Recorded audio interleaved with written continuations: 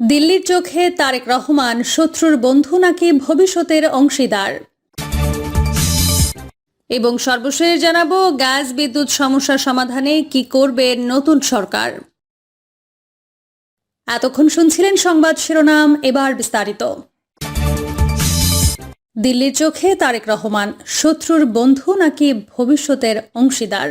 জুলাই গণঅভ্যুত্থানে স্বৈরাচার শেখ হাসিনার পতনের পর প্রথম জাতীয় নির্বাচনে জয় পেয়েছে বিএনপি ও তারেক রহমান। তার এই জয় ভারতের জন্য কতটা গুরুত্বপূর্ণ ও কি অর্থ বহন করে তার সংবাদ মাধ্যম এনডিটিভিতে বিশ্লেষণ করেছেন চন্দ্রশেখর শ্রীনিবাসন। তিনি লিখেছেন, তারেক রহমান 17 বছর নির্বাসিত জীবন কাটানোর পর 2025 সালের ডিসেম্বরে দেশে ফেরেন। ওই সময় তাকে উষ্ণ অভ্যর্থনা দেওয়া হয়। তিনি প্রথম জনসমাবেশেই যুক্তরাষ্ট্রের অধিকার কর্মী মার্টিন লুথার কিং এর বিখ্যাত উক্তির প্রতিধ্বনি করে বলেন, আই হ্যাভ এ প্ল্যান। এখন ভারত, পুরো দক্ষিণ এশিয়া এবং যুক্তরাষ্ট্র অপেক্ষা করবে তারেক রহমানের পরিকল্পনাটি কি। চন্দ্রশেখর বিশ্লেষণে বলেছেন, তারেক রহমানের এই জয়ের বিষয়টি শুক্রবার সকালে লুফে নিয়েছে ভারত। চীন ও পাকিস্তানের আগে ভারতের প্রধানমন্ত্রী নরেন্দ্র মোদী বাংলাদেশের নতুন নেতাকে শুভেচ্ছা জানিয়েছে। বিশ্লেষকদের মতে বাংলাদেশ নিয়ে চীন ও পাকিস্তানের স্নায়ু যুদ্ধে এটি খুবই গুরুত্বপূর্ণ বিষয় হতে পারে। মোদী তাদের শুভেচ্ছা বার্তায় বলেছেন, তার সরকার একটি গণতান্ত্রিক, প্রগতিশীল এবং অন্তর্ভুক্তিমূলক বাংলাদেশকে সমর্থন করবে। চন্দ্রশেখরের মতে তারেক রহমানকে যে শুভেচ্ছা বার্তা মোদী দিয়েছেন সেটি নবনির্বাচিত একজন নেতাকে যে ধরনের বার্তা পাঠানো হয় তেমনই, কিন্তু এর ভেতরে থাকা অন্তর্নিহিত অর্থ স্পষ্ট। ভারত গত 18 মাসের অস্থিরতা পেছনে ফেলে আসতে চায়, যার মধ্যে পাকিস্তান ও চীনের সঙ্গে বাংলাদেশের ভালো সম্পর্কের কারণে যে অনিশ্চয়তায় তারা পড়েছিল সেটিও রয়েছে। এছাড়াও আছে কথিত সংখ্যালঘু হত্যার বিষয়টিও। ভারত এখন বাংলাদেশের সঙ্গে স্থিতিশীল ও কার্যকরী সম্পর্ক গড়তে চায়, যা নিশ্চিত করবে পুরনো মিত্র বাংলাদেশ তাদের পাশেই থাকবে। ভারত কি পর্যবেক্ষণ করছে? ভারত বাংলাদেশের এই নির্বাচন খুব কাছ থেকে পর্যবেক্ষণ করেছে, কারণ তাদের শঙ্কা বাংলাদেশের নতুন সরকার কোন দিকে ঝুঁকে পড়ে তার উপর দক্ষিণ এশিয়া ও এর বাইরের আঞ্চলিক ভূ রাজনীতিতে বড় ধরনের পরিবর্তন এবং তাদের জাতীয় নিরাপত্তা প্রভাবিত হতে পারে। ভারতের দৃষ্টিকোণ থেকে কৌশলগত ক্ষেত্রে বাংলাদেশ নিয়ে 3টি সমস্যা আছে, যার মধ্যে সবচেয়ে বড় হল সম্ভাব্য পাকিস্তান চীন বাংলাদেশ জোট। তাদের ধারণা, তারেক রহমান যদি শেখ হাসিনার চেয়ে ভারতকে কম গুরুত্ব দেন এবং ভারতের প্রতি কম বন্ধুত্বপূর্ণ পররাষ্ট্রনীতি গ্রহণ করেন, তবে চীন ও পাকিস্তানের সঙ্গে বাংলাদেশের জোট হওয়ার সম্ভাবনা জোরালো হবে। আর এমন জোট হলে দক্ষিণ এশিয়ায় ভারতের কর্তৃত্ব কমে যাবে। এছাড়া ভারতের বিবেচনায় আছে অভ্যন্তরীণ নিরাপত্তার বিষয়টি, বিশেষ করে অবৈধ অনুপ্রবেশ ও শেখ হাসিনার পতনের পর সাধারণ মানুষের মধ্যে ভারত বিদ্বেষী মনোভাবের কারণে ভারত তার নিজের অভ্যন্তরীণ নিরাপত্তা নিয়ে উদ্বিগ্ন।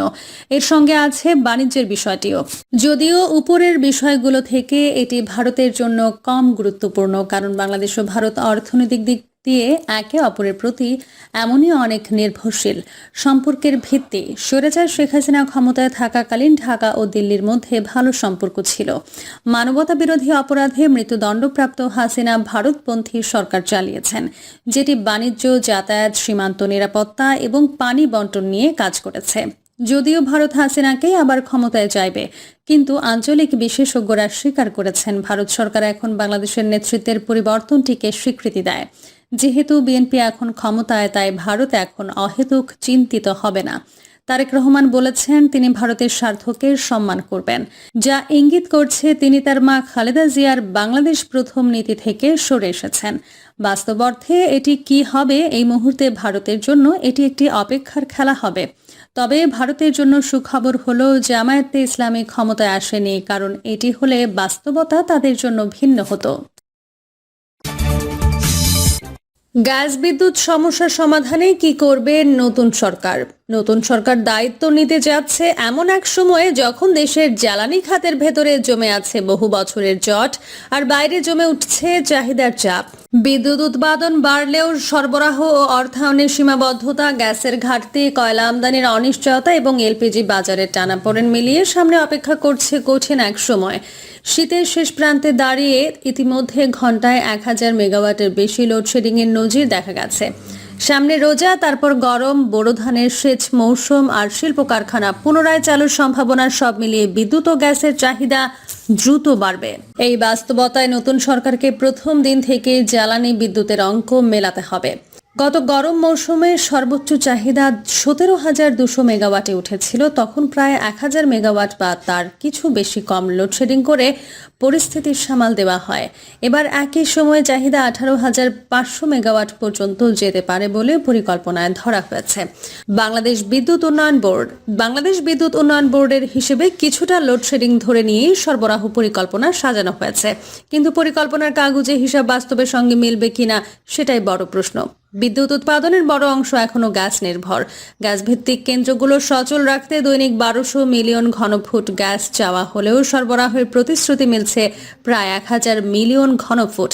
পেট্রোবাংলা ফেব্রুয়ারি মার্চে 800 থেকে 850 মিলিয়ন ঘনফুট এবং এপ্রিল থেকে জুনে 1000 মিলিয়ন ঘনফুট সরবরাহের পরিকল্পনা জানিয়েছে। এই ঘাটতির সরাসরি প্রভাব পড়বে বিদ্যুৎ উৎপাদনে। আবার বিদ্যুৎ কেন্দ্রে গ্যাস বাড়াতে হলে গৃহস্থালী সংযোগে গ্যাস কমে যাবে, ফলে রান্নার গ্যাসের জন্য সিলিন্ডারের ওপর নির্ভরশীলতা বাড়বে। এক খাত বাঁচাতে অন্য খাতে চাপে টানা পড়েনি এখন নীতি নির্ধারকদের প্রধান দুশ্চিন্তা। কয়লাভিত্তিক কেন্দ্রগুলোর অবস্থাও পুরোপুরি নিশ্চিন্ত নয়। জ্বালানি আমদানি, অর্থায়ন ও সরবরাহ চেইনের জটিলতায় বড় বড় তাপবিদ্যুৎ কেন্দ্রের উৎপাদন হুমকির মুখে পড়তে পারে। রামপালের 1320 মেগাওয়াট এবং বাঁশখালীর 1320 মেগাওয়াট কেন্দ্রের মতো স্থাপনাগুলো পূর্ণ সক্ষমতায় চলতে না পারলে চাহিদা যোগানের ফাঁক আরও বাড়বে। কয়লা আন্তর্জাতিক বাজার, ডলার সংকট, জাহাজীকরণ বিকল্প সবকিছু মিলিয়ে অনিশ্চয়তার স্তর বাড়ছে। শীতের মাঝামাঝি সময়ে যে মাত্রার লোডশেডিং দেখা গেছে তা উদ্বেগের ইঙ্গিত দেয়। 29 জানুয়ারির হিসেবে চাহিদা 11,050 মেগাওয়াটের বিপরীতে উৎপাদন ছিল 9,890 মেগাওয়াট। সর্বোচ্চ লোডশেডিং ছাড়িয়েছে 1108 মেগাওয়াট। গত বছরের একই দিনে লোডশেডিং ছিল মাত্র 120 মেগাওয়াট। অর্থাৎ চাহিদা বড় লাফ না দিলেও সরবরাহ ব্যবস্থাপনায় চাপ বেড়েছে। জেলা উপজেলা শহরে দিনে 2 থেকে 3 বার 1 ঘন্টা করে বিদ্যুৎ না থাকা এখন অনেকের কাছে নতুন স্বাভাবিকতা হয়ে উঠছে। এই সংকটের আর্থিক দিকটিও কম গুরুতর নয়। বিদ্যুৎ ভর্তুকি বাড়ছে, কিন্তু রাজস্ব ও বৈদেশিক মুদ্রার সীমাবদ্ধতায় সরকারকে ধারাবাহিকভাবে অর্থ যোগাতে হচ্ছে।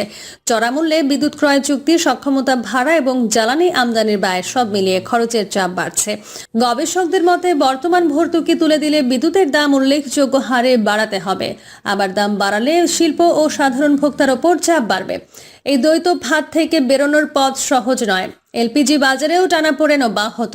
আমদানি কমে যাওয়ায় বাজারে সরবরাহে টান পড়েছে। নির্ধারিত দামের চেয়ে অনেক বেশি দামে সিলিন্ডার বিক্রির নজির রয়েছে। জানুয়ারিতে 1,67,000 টন আমদানির পরিকল্পনা থাকলেও বাস্তবে এসেছে 1,05,000 টন। রোজা সামনে রেখে ফেব্রুয়ারিতে 1,84,000 টন আমদানির পরিকল্পনা নেওয়া হয়েছে, কিন্তু বাস্তবায়ন নিয়ে সংশয় রয়ে গেছে। গৃহস্থলী গ্যাস কমলে এলপিজির চাহিদা বাড়বে, তাই এই বাজারে স্থিতি না ফিরলে জনজীবনে অস্বস্তি বাড়বে। শিল্প খাতে জ্বালানি সংকটের প্রভাব আরও গভীর। গ্যাস না থাকায় অনেক কারখানা আংশিক সক্ষমতায় চলছে, কেউ কেউ উৎপাদন কমিয়েছে। নতুন সরকার দায়িত্ব নেওয়ার পর বন্ধ থাকা অনেক ইউনিট চালু হতে পারে। এতে কর্মসংস্থান বাড়বে, কিন্তু সঙ্গে বাড়বে বিদ্যুৎ গ্যাসের চাহিদা। পর্যাপ্ত যোগান না থাকলে উৎপাদন ব্যাহত হবে, রপ্তানি আয়ও প্রভাব পড়বে।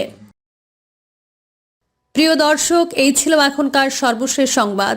আপডেট সব সংবাদ পেতে চ্যানেলটি সাবস্ক্রাইব করে বেল আইকনটি ক্লিক করে রাখুন।